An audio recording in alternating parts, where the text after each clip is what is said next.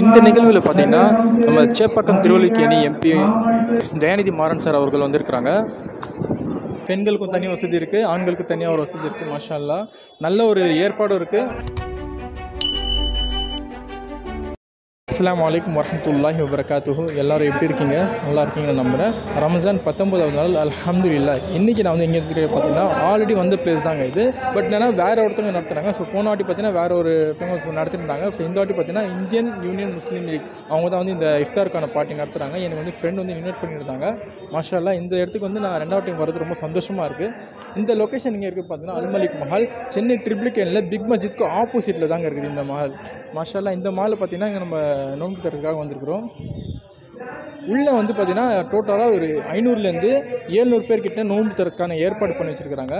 அது மட்டும் இல்லாமல் நோன்பு தரதுக்கான ஏற்பாடில் பார்த்திங்கன்னா பெண்களுக்கு தனியாக ஆண்களுக்கு தனியாக ஒரு இடவசதியும் தந்திருக்கிறாங்க. மாஷா அல்லாஹ்.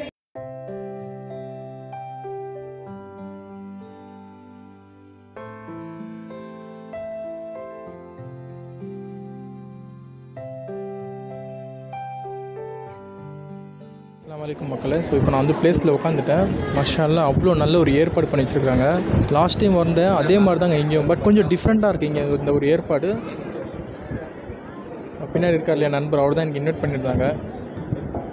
இந்த நிகழ்வில் பார்த்திங்கன்னா நம்ம சேப்பாக்கம் திருவல்லிக்கேணி எம்பி தயாநிதி மாறன் சார் அவர்கள் வந்திருக்கிறாங்க.